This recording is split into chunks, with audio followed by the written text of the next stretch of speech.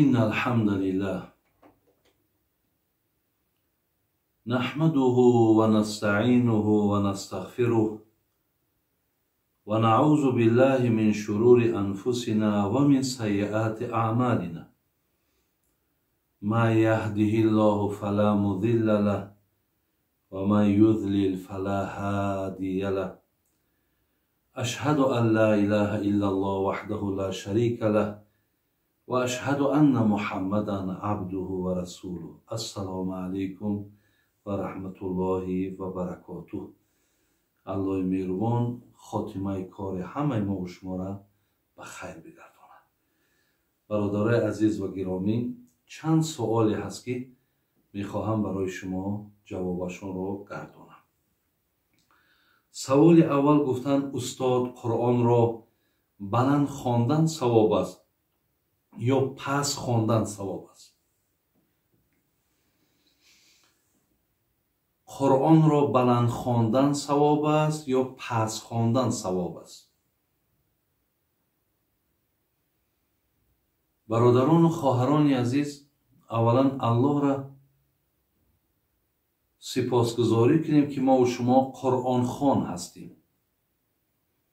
زیرا پیامبر نازنین میگو خیرکم من تعلم القرآن و علمه. بهترین امت من آنهایی هستند که قرآن میخوانند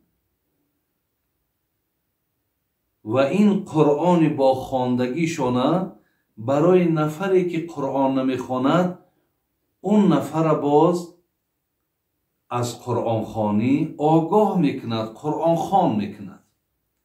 اینها بهترین های امت من به شمار میرود.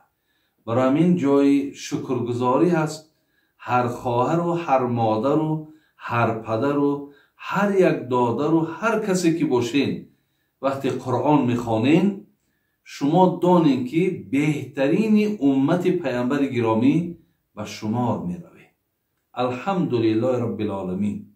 ما حدیث دیگری داریم که الصیام و القرآن یشفعان للعبد. روز قیامت یکی نفرهایی که بسیار با روزه داشتن بیشتری وقت چون با روزه هایی که به سنت موافق است روزه می گرفتن یا از ماه رمضان همیشه روزه می گیرن، همچنان با قرآن می خوانند. یکی روزه یکی قرآن روز قیامت از تو پشتیبانی میکنه. ببینید، یعنی پیش الله مهربان برای آنی که تو در دنیا به اینها احترام گذاشتی، اینها پیش الله مهربان همین احترامی را قدر کرده و الله را میگن که همین انسان در روی عالم ما را بسیار دوست میداشت، ما را بسیار حرمت میکرد. هیچ وقت مقصد در ما بی پروا و بی اهمیت نبود. حتی برای ما شده خوابش هم ترک میکرد، حتی برای ما شده لبهاش خشک میگشت ولی روزش هم میداشت. حتی خوابم که اگر بالاش غلبه میکرد تا یک ورق قرآن نمیخوان خواب نمیکرد. از این خاطر الله مهربان دعای ما همین است، خواهش ما اصلا همین است که همین بنده تا از هر یک ذلت و خواری و مشکلات قیامت الله مهربان در پرده رحمت و عصمت نگاه بدار. خوش به حالت نفری که از زمره نفرهای قرآن خوان باشه که قرآن وقتی که از پشت تو شفاعت کنه از الله مهربان امید است که تو بهترین پشتیبان داری، تو بهترین دستگیر در روز قیامت داری. از این لحاظ شما بلندم خوانین ثواب میگیرین، پستم خوانین ثواب میگیرین. لیکن با به خودش قرآنم مقصد جایهای خودش دارد. در هر یک جایی که رهگذر باشد، مردم تلاطم دارد، خب مردم اهمیت نمیتن، گوش نمیکنن، اونجا شما قرآن نخوانید یا قرآن هم اگر هیچ مقصد باید که در همون کجای نباشد خوانی، او را در اون حالت به یک آواز میانه خوان که تا مردمی که میشنود و وقتی گوش نمیکند یا نمی نشیند اینها گناهگار میشوند. لیکن اگر داخل خانت باشد اختیار داری همین قدر مثال تلاوت کن قرآن که با خلل در دیگرها هم وارد نکنی، یا اگر در خانه صدای قرآن هم که ماندین آن قدر گذارین که به همون مقداری شنیدن ختام باشد. خدا خواهد شما اجر و ثوابی گفتگی ما خدا خواهد پیش الله مهربان میگیرید. بابای حاجی گفتند اویس قرنی چگونه شخص بود؟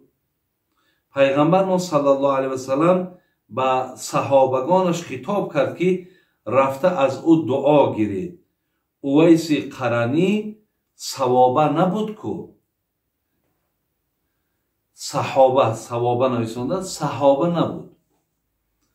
برادرای عزیز، حضرت اویس که از بگیم یکی از دهه های قرن که در یمن بود، زادگاهش همونجا بود. در زمان پیامبر حیات بودند، لیکن شارح های حدیث میگویند که مادامی که در خدمت مادرش که بود و مادر که به این اویس بسیار نیاز داشت و هیچ امکانی از پیش او دیگر دور رفتن که نداشت، زین لحاظ از گویم زیارت پیامبر از پیش پیامبر، یعنی با سبب خدمت مادرش برادرای عزیز دور ماندن. البته از یمن هم به پیش پیامبر آمدن او وقتا این وسیله هایی که تیز انسان بیارد و در 2 ساعت 3 ساعت با گشته رود، البته این وسیله ها نبود. در اینجا ماها در کار بود که مقصد آمده و رفتن در کار بود و او مادر نیازی به خدمت مقصد حضرت اویس داشتند. از این لحاظ بود که پیامبر ما برادران عزیز و گرامی انا حتی از اویس هم با معجزه هاش، معجزه‌ای که پیامبر داشت با همون نور معجزه‌اش در نسبت اویس معلومات داشت و اشاره کرد به سوی صحابگان خود که یک زمان می شود که اویس مقصد از همین طریق مدینه به مکه اراده حج میکنند. هرگاهی که مقصد اویس که کدامید که مقصد اگر دریاب کردین دعای او را بگیرین که این شخص مقصد در پیشگاه خدای مهربان قدر و قیمت دارد. میگه جناب ابوبکر صدیق پرسیدن حضرت ما را چه خیر بشناسید؟ که حضرت میگه ابوبکر صدیق گفتند شما گفتند ابوبکر وقتی اویس از اینجا میگذرد شما علاقه دنیا را پدرود گفتگی. لیکن عمر گفت ای عمر شما گفت اویس را میبینید و از او مقصد دعای نیک بگیرید. چندین نفرهایی که از یمن میگذشتند در حال حضرت عمر سخن پیغمبر که در ذهنش بود میپرسید در بین شما اویس هست یا نه؟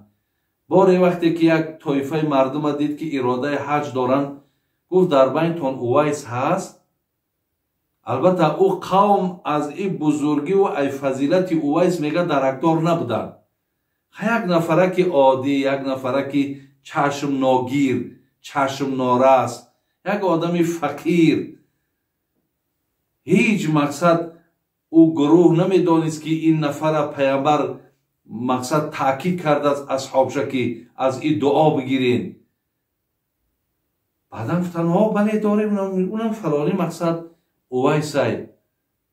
وقتی جناب عمر دیدش گفت که در حق ما دعا که پیامبر گرامی به تو سلام گفتن و بعد از سلام گفتن که دعای اویس بگیرید. حضرت اویس دعا کردن در روایت ها آمده است که اویس میگد از این اعلان کردگی عمر بسیار ناراحت شدند. بسیار مقصد، یعنی این چیز برای حضرت اویس پسند نیامد، به خاطر آنی که میخواست که همین بزرگی و همین مرتبهش پوشیده مانه، یعنی کسی جز الله او را نداند. بعد از زمین میگه وقتی که خیلی آگاهش که کردن مردم که مقصد دیگر که علاقه فهمیدن اویس کی هست، در حال میگه اویس از او قومش جدا شد، یعنی در علایدگی رفت، مقصد حج کرد و با همون دیگر ناپدید شد. یعنی دیگر اویس میگه خلاص ندیدن همون گروهی که مقصد با او بود. ترسید که مقصد مردم ها دیگر در من اعتماد پیدا میکنن، دیگر مردم مقصد با من اخلاص میبندن. خلاص از همین چیزهایی که در عقیده مردم بعضی مثال همین مشکلات ها و بعضی بگیم که همین نافهمی ها و همین ها را پیدا که میکند، به همین خاطر اویس نخواست که مقصد مردم از پشت او شده گناهگار شود.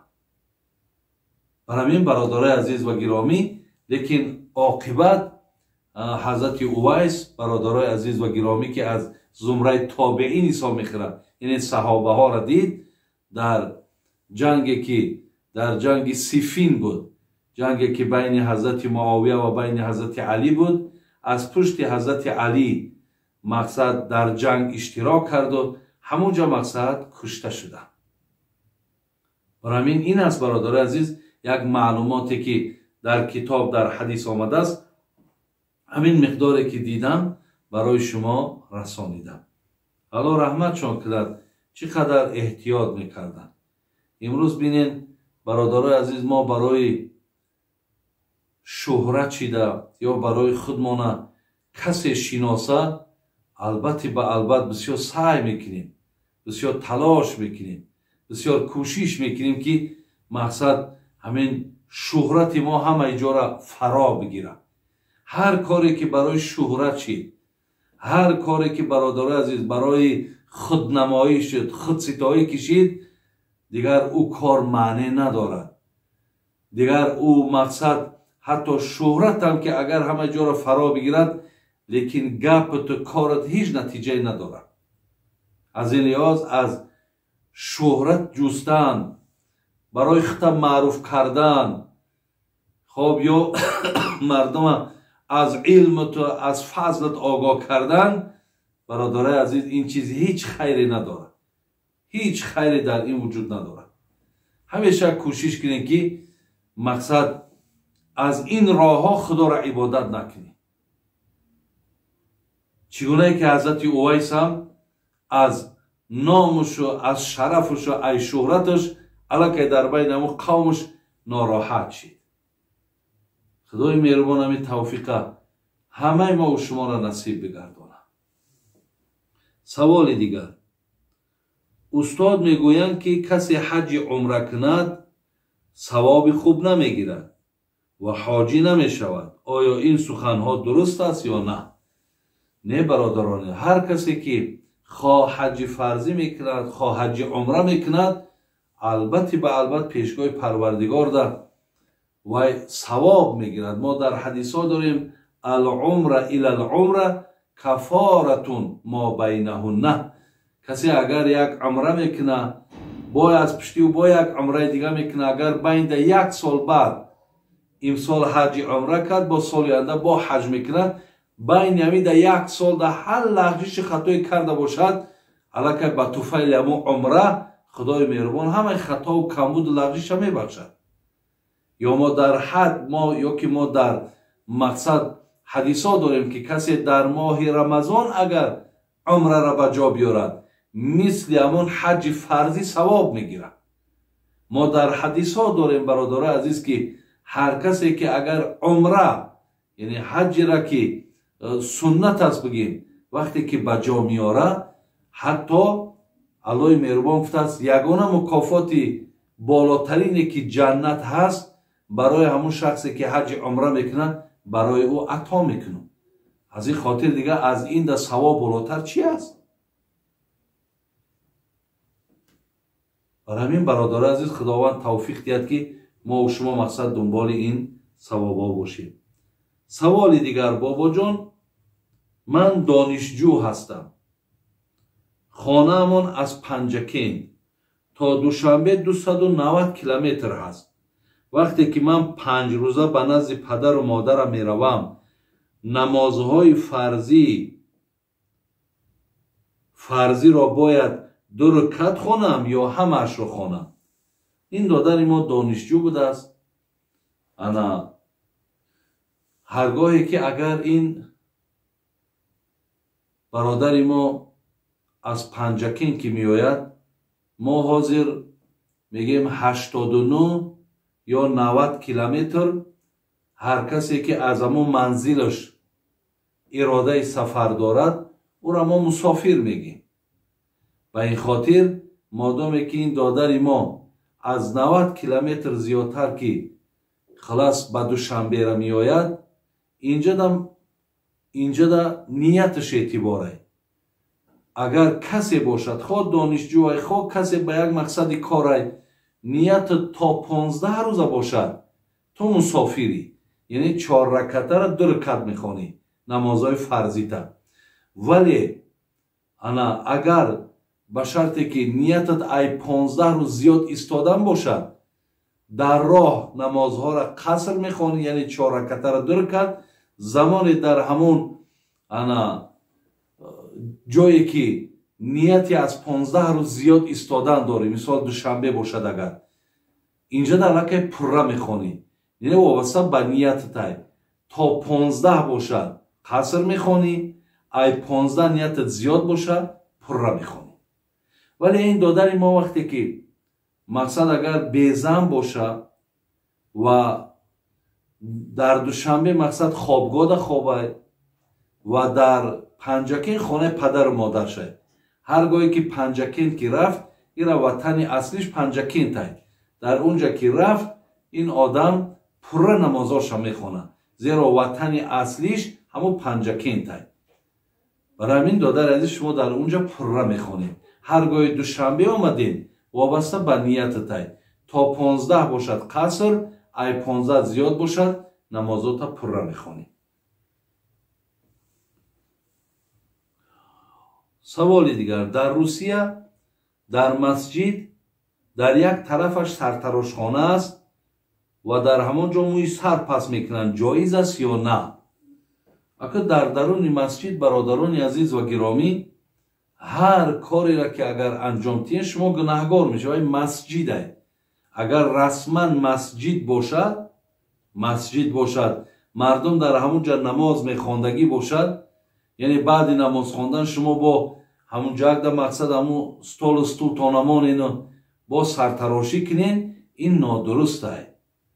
زیرا مسجد به خودش احترام خودش داره. اون مسجد در اونجا وقتی شما نماز میخوانین و یا مثال موی سر پس میکنین و گپی دنیا میگین، گناهگار میشین. ولی اگر به شرطی که مسجد باشد و پهلوش مقصد دیوال کردگی در او طرف سرتراشخانه باشد، هیچی باکی ندارد. یکی در درون مسجد مقصد این کار انجام دادن، جایی که اگر نماز میخواندگی باشد، نه این خطا هست، گناهگار میشه. سوال دیگر: استاد، من از روسیه نیت حج رفتن را دارم. با عائله‌ام اول حج عمره روم یا فرضی؟ و یک پسر 19 ساله دارم. میگویند که نیت عائله دار شدن را ندارم. آیا حج من درست می شود یا نه؟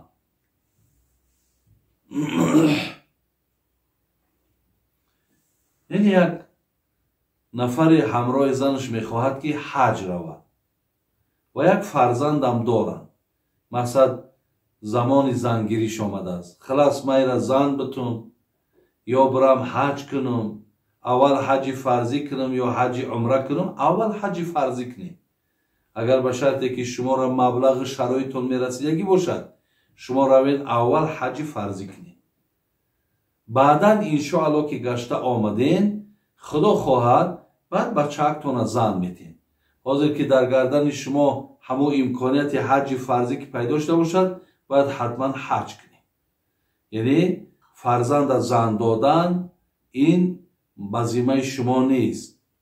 و اگر مثال از پیش خود همچون پدر و مادر که همیشه فکر فرزند میکنه و برای اینها را زن دادن سعی تلاش داریم، به این خاطر این حالت دا میتونیم که بعد حج کردن بعد آمدن میرش در فکری زن دادن بچه‌تان باشین. این خوبه. یعنی اگر شما مقصد بگین نه که ما مبلغا را همین بچه‌مون زن میتیم و خلاص انا این مهمتره، نه این مهمتر نیست. مهمتر همینه که شما برین حجی فرضیتون ادا کنید.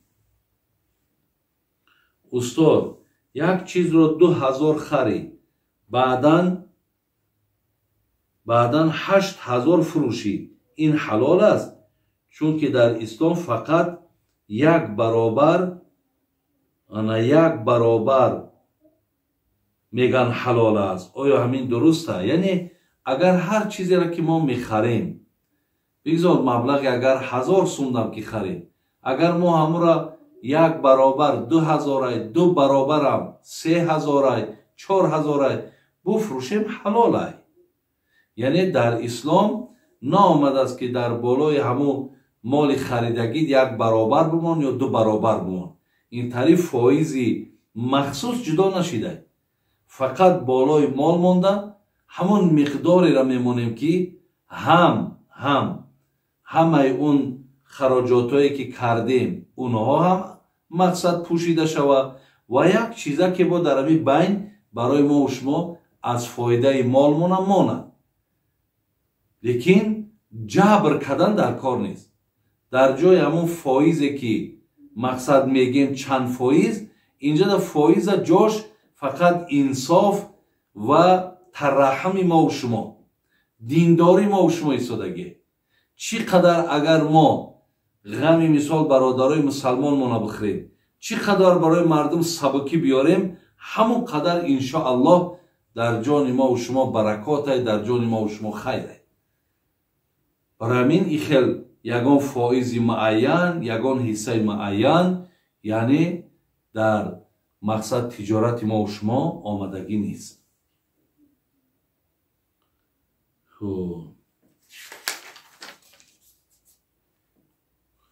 استاد درباره پیاز و چسناک در کدام سوره قرآن آمدگی است؟ یعنی چسناک و پیاز در آیات قرآن نآمده است، بلکه چگونه که در حدیث ها پیامبرمون گفتند که یعنی شما ما را مثال امر کرده است که شما پیاز نخورین، چسناک نخورین، هر چیزی که بوی میکنه نخورین. به خاطر آنه که مقصد همون ملائکه که همون نفرهای مردمی که در پهلوی شما هستند و اونها مقصد از بوی بد شما، از بوی بدنتان، یعنی وقتی آدم چسناک میخوره، پیاز میخوره، خب در بدنمون، در دهانمون بوش میمونه. چیزی که مردم آزار مییابند، ملائکه ها هم آزار مییابند. لیکن این در حدیث است دادر و خواهر عزیز، این در قرآن نآمده است. خب بابا جان زنی که شوهرش رو زیاد دوست بدارد، همان شوهر از دنیا گذرد، بعد از مدت ها زن شوهر دویم کند، آیا حق دارد که در حق شوهر گذشتهش دعا کند یا نه؟ که وقتی که زنی که شوهرش میگذرد و شوهر دویم میکنی، شما یک چیز خواهرای عزیز یا دادرای عزیز از ذهنتان دور نکنید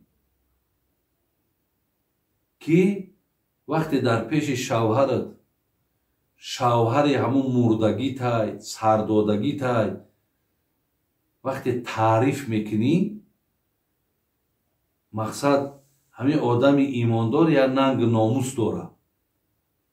اگر چی مردگی هم که باشد، اگر همون را تعریف کنی که هر تعریفی که کنی همین البته شوهر ناراحت می شود، بسیار ناراحت می شود. اینقدر ناراحت می شود که دیگر ممکن گویم همین روی تر دیدن نخواهد، اگرچه بهترین زنم که باشی. یا زنی را که در پیشش مثال یا مرد زن گرفت و زنش مرد، زن دیگر گرفت، اگر زن مردگیش تعریف کند دیده که همون زن چقدر ناراحت می شود. برای همین نه مردها زنهاشونه نه زنکا شوهراشونه در پیش یکدیگر تعریف نکنید. این بسیار یک کاری همین بگیم همون ایمانی ما و شما هست، ناموسی ما و شما هست، ننگی ما و شما هست، همین را برداشت نمیکنم.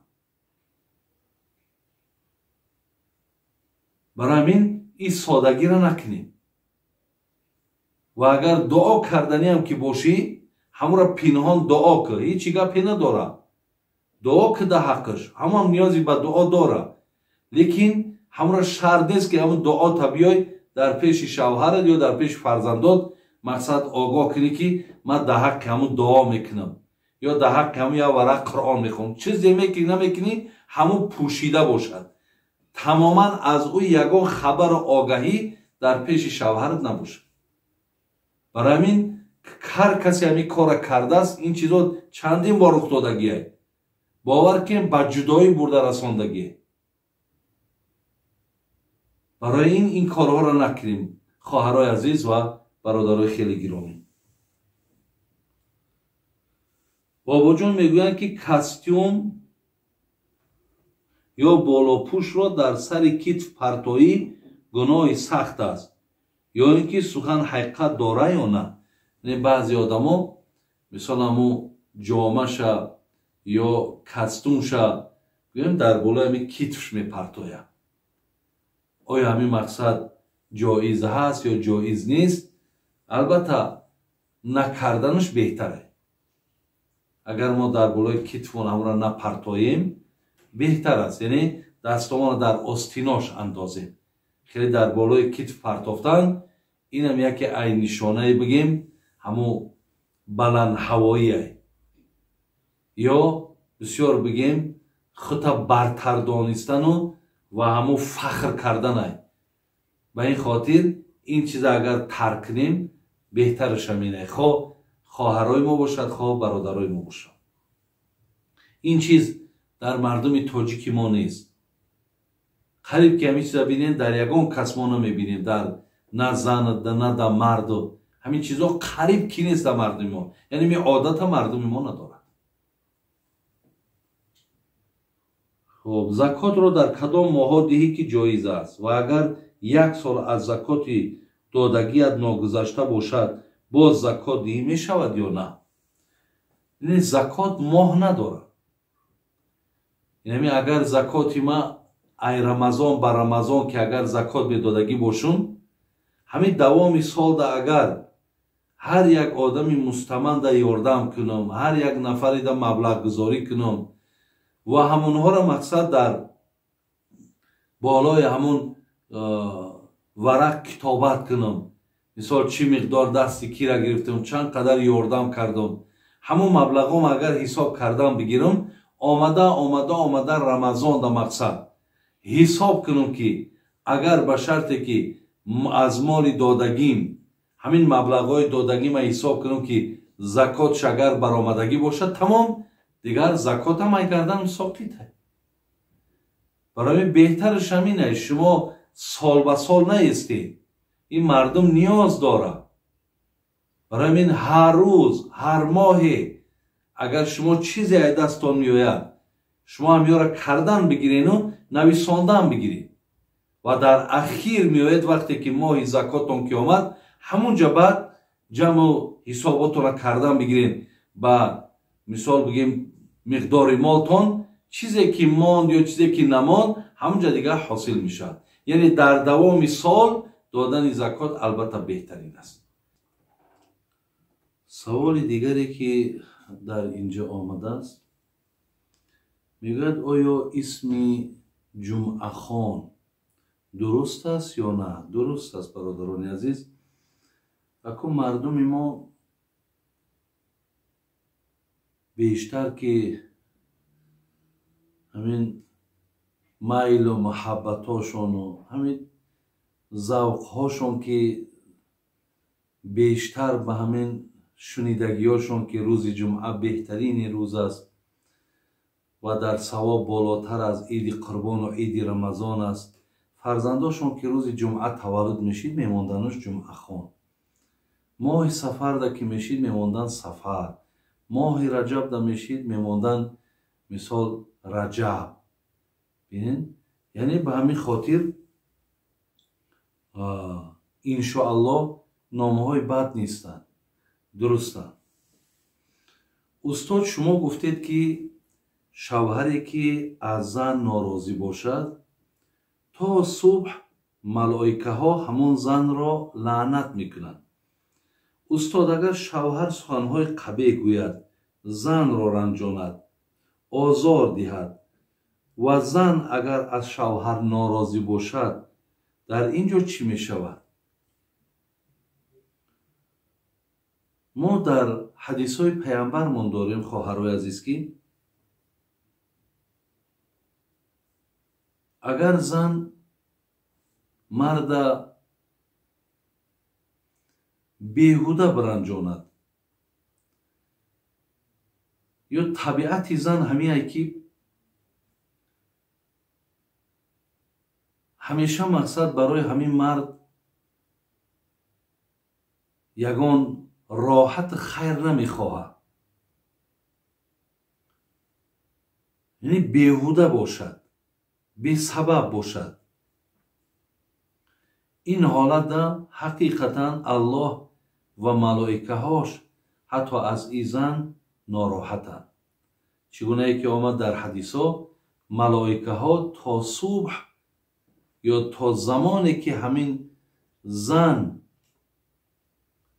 رازگی دل مرد چه نیابد، نه تنها یک شب، تا زمانی که هست، البته لعنت ملائکه ها بر او زن هست.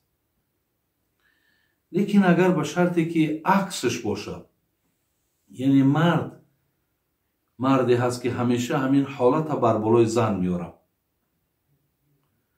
مشکلات ها در زندگی ایجاد میکنه، همیشه خصلتش همینه که زن میزنه، زن گرسنه میمونه، خب دیر میآید، خلاص همین آن چیزی که در زندگی زیشته بده در حالت در بالای زن وقتی میارد، البته همون ملائکه ها همون لعنتی را که بر زن میکردن بر این مرد میکنن. زیرا زنم برادرای عزیز، چگونه ای که مرد در پیش خداوند حق و حقوق داره، زنم همین را داره.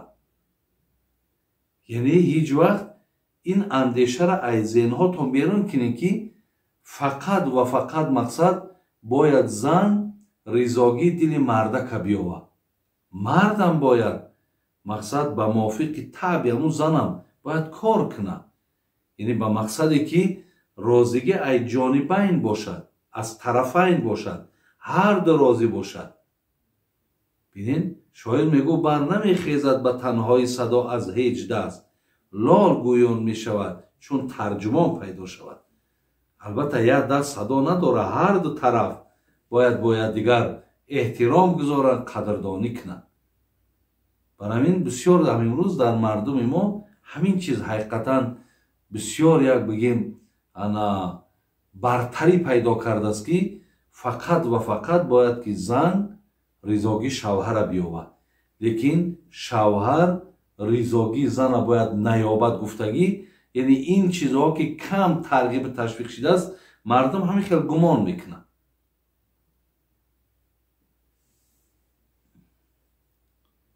خب استاد، اسم کتاب حدیث پیغمبرمون چی هست؟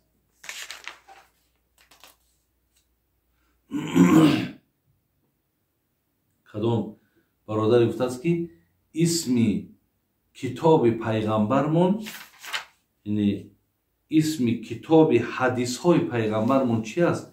ما کتاب های حدیث بسیار داریم، یعنی کتاب هایی که در حدیث های پیغمبر جمع شده است، مثل صحیح البخاری است، صحیح المسلم است. ما مقصد انا گویم ابن ماجه داریم، ما ترمیزی داریم، خب ابو داوود داریم، امام نسائی داریم. خلاص بی نهایت کتاب های زیاد. این 6 کتابی بود که سیحای سیته میگن.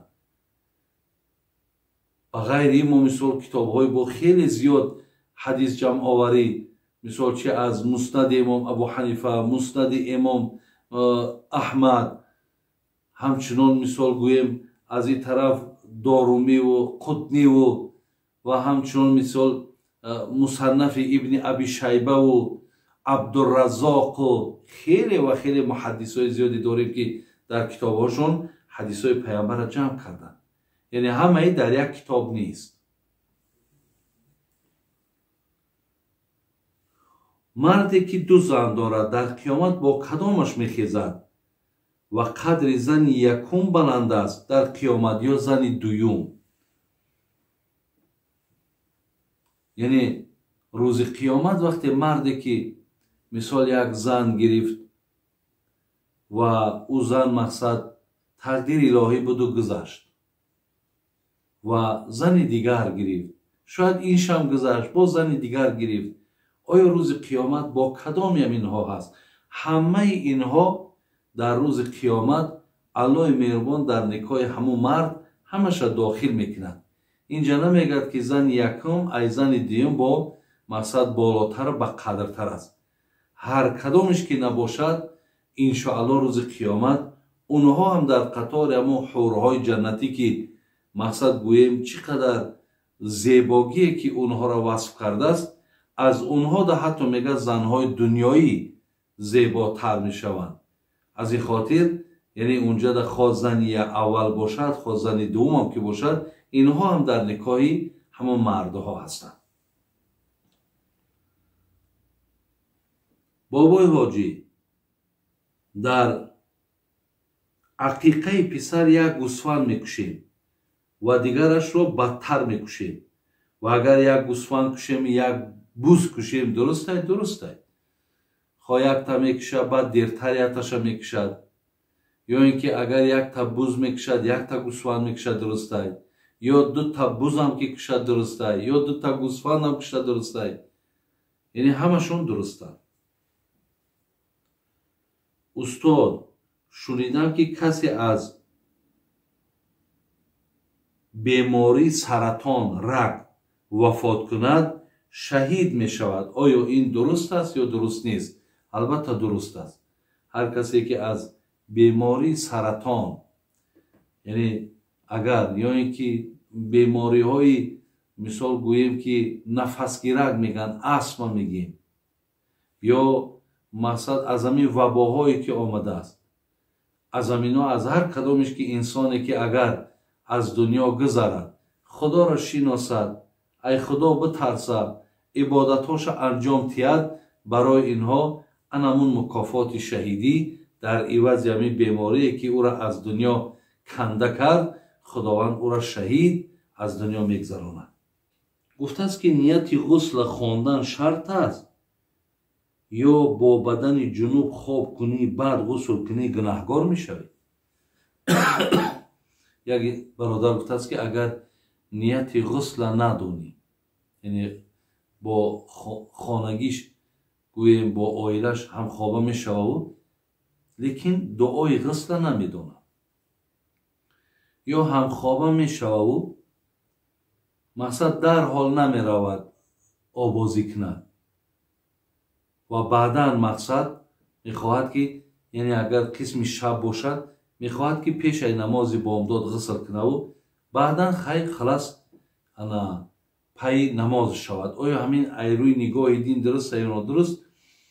نیت غسل یعنی نیت همون چیزی که در قلب تای. وقتی که تو مثال برای آنه که خود من از همین جنابت پاک کنم، همونه که تو جانبی مثال حاجت خانه میرای یا طرف حمام میرای و همون نیت وقتی در قلبت میگذرانی، نیت همون نیت های، اعتبار همون های.